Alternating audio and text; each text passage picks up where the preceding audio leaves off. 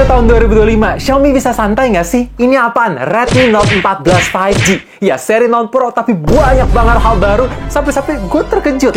Cuman, jangan buru-buru beli. Biar gue kasih tahu semua hal baru, kurangnya juga, supaya nggak salah pilih. So, welcome back to Top Trade Idea Channel. Nama gue Greg, let's check it out.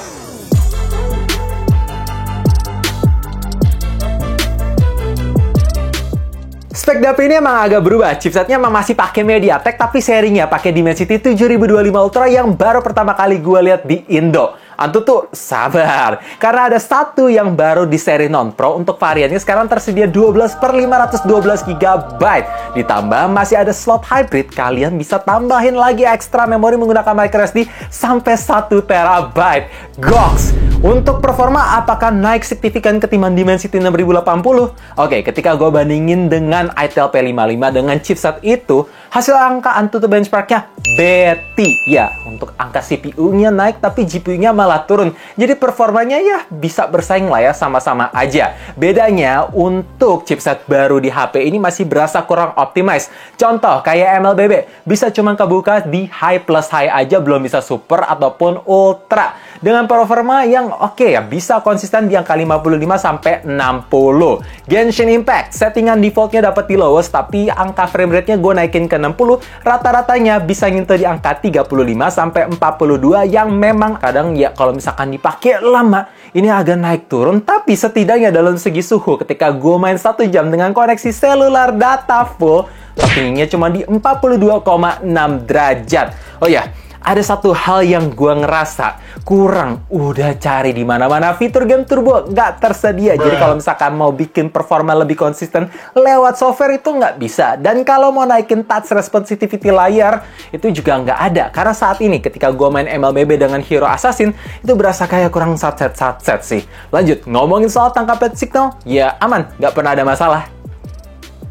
Konfigurasi kamera belakang di HP ini tuh sama persis, gak ada yang baru. Tapi ada satu hal baru yang gue notice ketika masuk ke portrait mode terus coba selfie pakai kamera belakang, ada timer yang otomatis langsung nyala tanpa harus kita aktifin. Begitu gue coba mau foto orang menggunakan portrait mode, timernya hilang. Jadi ini nice attention to detail yang bagus. Oke, ngomongin hasil portrait mode, gue surprise. Age detection-nya ini cukup rapi dan cukup konsisten seperti yang bisa kalian lihat. Walaupun ya sesekali ada miss blur, tapi buat harga segini, ya ini not bad. Dengan kontras yang ngangkat, skin tone pun mendekati natural, walaupun ya kadang juga kurang konsisten. Ketika cahayanya kurang, skin tone tuh jadi jauh dari kata natural. Lanjut, ngomongin soal foto-foto, dedaunan, dan objek makanan, emang kontrasnya itu naik banget. Jadi kelihatan nguning, kelihatan vivid, dan kelihatan lebih hidup. Dan ketika gue foto-foto pemandangan, sekitar dynamic range-nya masih kurang konsisten, jadi otomatis mempengaruhi highlight-nya jadi berasa blown out. Mesti sering-sering mainin exposure biar hasilnya tuh bisa lebih mirip sesuai kondisi asli. Begitu gue coba foto di kondisi low light, noise grain emang berasa, tapi ketika gue nyalain fitur night mode, menarik sih. Ini kontrasnya bisa naik, noise grain masih ada, tapi ya tetap night mode-nya improve banget. Dan ini adalah contoh perekaman video kamera belakangnya. Belum support 4K. Dan untuk, autofocusnya cepet. Nice. Warna ketika gue arahin ke tumbuhan, memang ini dia terlalu vivid, terlalu gonjreng. Jadi agak beda white balance-nya. Tapi overall, not bad. Gak bisa pindah ke lensa ultra wide. Oke, jadi ini dia contoh perekaman di kamera depan 1080p. 30 fps, belum bisa 4K, tapi kalau gue ngeliat dari viewfinder kelihatan stabil. Skin tone mendekati natural. Dynamic range-nya langit gak ketangkap, tapi gedung-gedungnya masih bagus. Ya, kayak gini guys, gimana kalau ngomongin soal kualitas mic-nya? Layar di HP ini sih nggak banyak yang baru, alias masih pakai resolusi Full HD+, panel AMOLED-nya gonjreng vivid, pokoknya udah enak banget, refresh rate 120 Hz-nya mulus, ketahanan layar udah pakai Corning Gorilla Glass 5 Plus, dapet free screen protector bawaan, dan bezelnya pun ya oke, ini cukup tebal di sudut-sudut aja dan di bagian bawah. Tapi memang ada dua hal baru di layarnya. Pertama, untuk di seri non-Pro sekarang udah pakai fingerprint under display dengan performa yang cepat plus responsif. Dan sensor sidik sidik jarinya bisa dipakai buat ngecek detak jantung secara langsung. Ini nice banget. Kedua, dalam segi brightness, ketika sekarang kalian pasang konten HDR, bisa mentok sampai 2100 nits yang lebih aman ketika kalian mau nonton di kondisi outdoor. Kalau misalkan kalian tanya, Bang, always on display-nya gimana? Ya masih ATSD alias always 10 second display.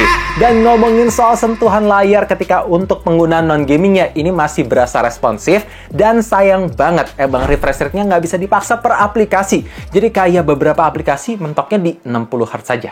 Kayak YouTube contohnya. Buat kapasitas baterai ini naik sedikit. Iya, sedikit banget, jadi 5110 mAh.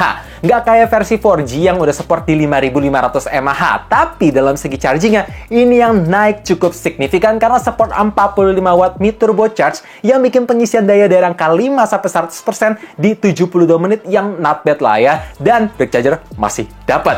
Lanjut, ngomongin soal ketahanan baterai ketika gue pakai full intense dengan koneksi seluler data, kondisi indoor, brightness adaptif, speaker 30%, masih bisa tembus SOT 7 jam 52 menit dalam satu kali ngecharge dan itu ngisi baterai 4%. Jadi menurut gua jelas ini awet proof. Nice. Soal bentukan bodi di HP ini gue demen nih karena ngingetin sama Redmi Note 13 Pro Plus 5G kemarin. Ya, pinggir kiri kanannya ada sedikit lengkungan jadi ngasih extra grip yang nyaman ketika mau gunain pakai satu tangan. Tapi kalau ngomongin soal desain, gue agak kurang demen sih karena ini kayak bobanya iPhone cuma lebih besar aja. Ya nggak sih? Kalau misalkan kalian setuju, coba boleh lihat like-nya. Lanjut, ngomongin soal build quality, emang frame dan back covernya terbuat dari full polycarbonate, tapi menurut gue masih berasa solid, gak ada kopong sama sekali. Dan ada dua hal baru di bagian body. Pertama, HP ini sekarang lebih aman tahan cipratan air karena IP ratingnya naik ke IP64.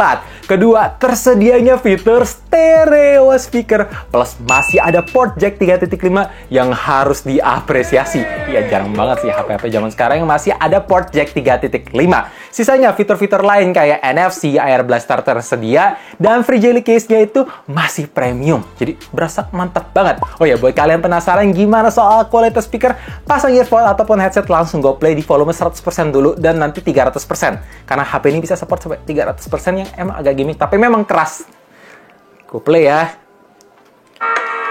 100%.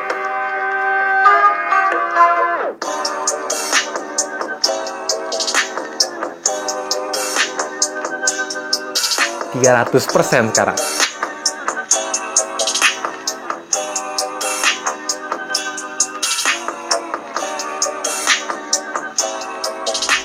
Ya, kayak gitu. Menurut gue emang bassnya masih kurang berasa, tapi kalau misalkan kalian ngincer kualitas suara yang keras, ya ini deliver sih.